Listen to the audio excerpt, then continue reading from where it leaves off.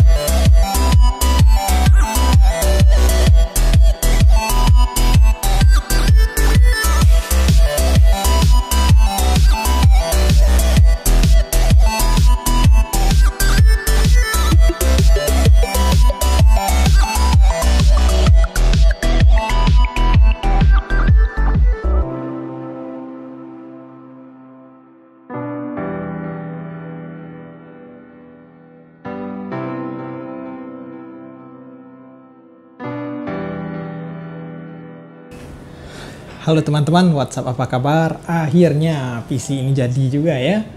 PC All-White Custom terkere-hore di Indonesia ya. Ini saya bingung mau mulai dari mana. Casing aja ya. Ini adalah casing kantoran yang sudah saya mod juga sebelumnya. Ini mod next levelnya ya. Saya memotong panel samping depan Kemudian memindahkan posisi power supply ke bawah. Pemotongan casing menggunakan gerinda guys. Harap hati-hati jika teman-teman ingin mencoba. Kemudian setelah dipotong, penutup atas disatukan kembali dengan menggunakan paku rivet. Selanjutnya, case dicat menggunakan cat semprot atau pilok.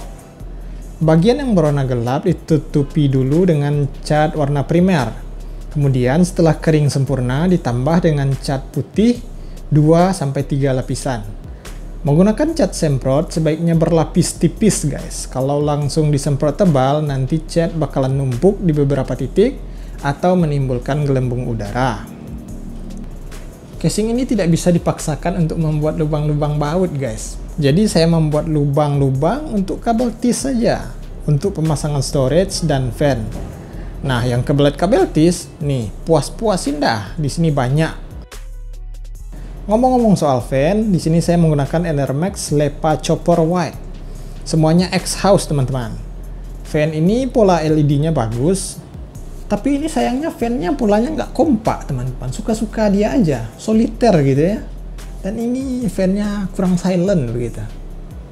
Lanjut ke power supply ya. Ada Aerocoolux 550 watt bekas yang juga sudah saya beri stiker. Nah, bagian bawah casingnya ini sudah saya bolongi, lantas diberi filter teman-teman. Mesh ya. Ini adalah copotan dari panel casing, panel depan casing ini juga.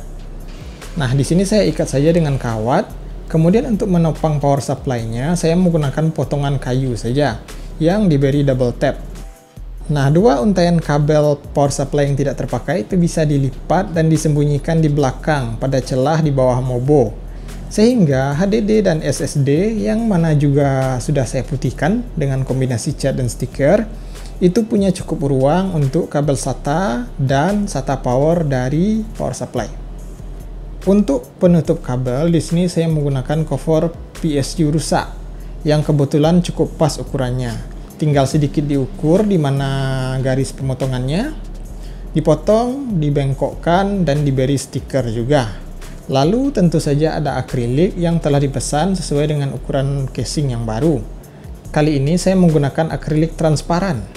Oh ya, ternyata dudukan motherboard itu ada yang seukuran baut mobo biasa, ada yang seukuran baut HDD atau thumb screw. Kebetulan di sini saya mendapatkan dudukan yang lubangnya seukuran baut HDD dan thumb screw.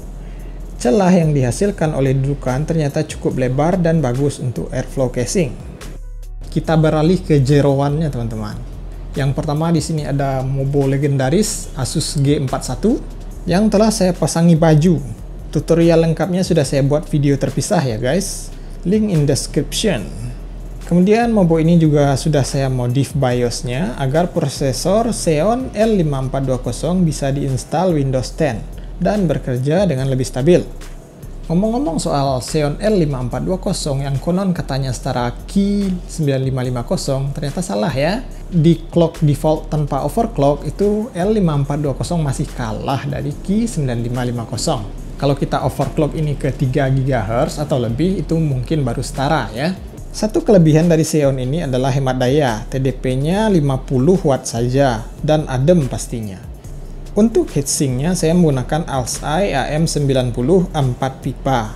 HSF ini juga sudah saya putihkan sebagian biar gak terlalu tabrakan warnanya. Dan untuk sentuhan akhir di sini saya berikan stiker batik biar ada unsur kearifan lokal begitu. Lanjut ke RAM, ada dua keping Kingston low profile 1333 MHz.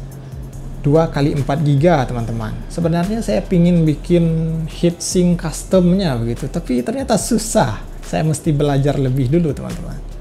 Dan sebagai alternatif estetika, di sini saya buatkan cover saja dari potongan seng atau aluminium. Cover yang telah dipotong seukuran area RAM, kemudian saya bengkokkan manual, diberi double tap dan stiker, lalu dijepitkan ke pengunci RAM.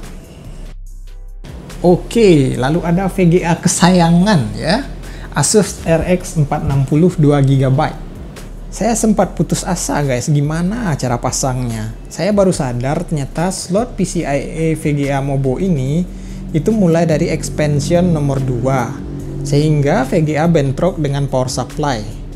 Beruntungnya masih ada PCIe Extender atau PCIe Riser, dan ternyata bisa diakali dengan memasang VGA yang sedikit melawan arus begitu, anti mainstream. Ada sedikit kendala kecil sebelumnya di mana saya harus mencopot bracket VGA dan memotong paksa slot expansion nomor 1 dari casing ini teman-teman. Namun berhasil diatasi dan akhirnya pahlawan kita yaitu kabel TIS bisa memperkuat pemasangan VGA dengan baik dengan mengikat lubang-lubang pada PCB VGA ke rangka belakang casing dan ke kabel 24 pin. Oke teman-teman, bagaimana soal performa? Ini cantik doang, jangan-jangan kentang. Yes, kurang lebih begitu guys. Skor Cinebench tanpa overclock hanya 280 saja. Sementara core 2 quad Ki 9550 itu tembus 330. Core i5 3470 itu 460. Di sini kita akan melihat perbandingan performa side by side dengan i5 3470 dengan VGA yang sama. Pada Shadow of Tomb Raider, settingan terendah resolusi 1080p, L5420 kalah sampai 15 fps dibanding Core i5 3470. Sepertinya SOTR adalah game terberat yang bisa diangkat ya, dan nyamannya di resolusi 900p sepertinya. Begitu juga dengan Resident Evil 7. Di luar ruangan kalah 15 fps-an juga. Dan di dalam ruangan jarak semakin jauh. Crysis 3, settingan low 1080p juga. Lancar jaya di 70 fps-an. Cukup stabil dan minim sekali frame drop.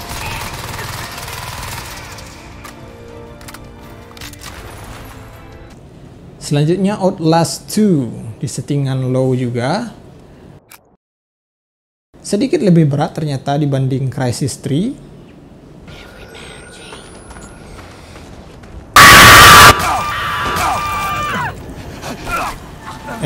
Maaf ya guys, kalau video saya ada banyak jump scare-nya. Lanjut ke Resident Evil 3 Remake di settingan default 1080p tentunya. Lancar jaya di 60 fps-an. Oh ya, ini saya rekam dengan Radeon Relive guys, bawaan driver VGA. Drop FPS semua game saat recording 2-5 fps.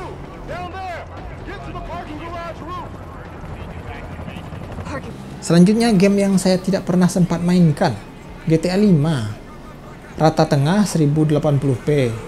Di sini saya mendapatkan 40 fps-an dan tanpa recording bisa 50 fps-an.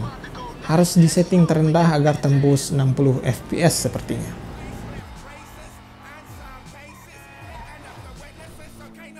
Oke teman-teman, mungkin banyak yang ngeh ya, kok suhu prosesornya ekstrim kali begitu. Nah ternyata MSI Afterburner yang salah membaca guys. Padahal ini adem banget loh, walaupun saat gaming. Menurut pantauan aplikasi SpeedFan, suhu standby prosesor itu di 38 derajat Celcius. Dan yang penasaran berapa suhu motherboardnya, itu ternyata hanya 31 derajat saja saat standby dengan kondisi armor terpasang tentunya. Bagaimana dengan konsumsi daya? Apa benar ini irit? Saya mohon maaf guys, wattmeter belum datang. Tapi menurut perhitungan power supply kalkulator, sistem ini saat full load hanya menyedot 216 watt saja. Jadi jika kita hitung kasar, daya saat standby hanya sekitar 50 watt, dan saat gaming itu 170 sampai 210 watt tergantung settingan grafis dan seberapa berat game yang dimainkan. Kemudian soal dana ya, berapa triliun uang yang dihabiskan untuk proyek ini? Tanpa modifikasi, PC ini menghabiskan dana 2,7 juta saja guys. Sementara biaya untuk moddingnya itu adalah hobi tidak mengenal rugi. Jangan pikirin mending.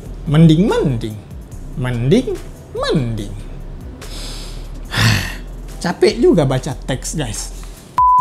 Oke guys, itu saja videonya sampai di sini dulu. Semoga ada inspirasi bagi teman-teman yang ingin mencoba untuk memoding PC ya. Saya mohon maaf jika terdapat kekurangan dan kesalahan. Silakan berkomentar untuk kritik, saran, dan tanggapannya teman-teman. Sangat saya apresiasi ya. Dan jika teman-teman ada pertanyaan, jangan ragu-ragu juga untuk berkomentar. Terima kasih banyak sudah menonton. Kita berjumpa lagi di video modif-memodif selanjutnya. Sampai jumpa.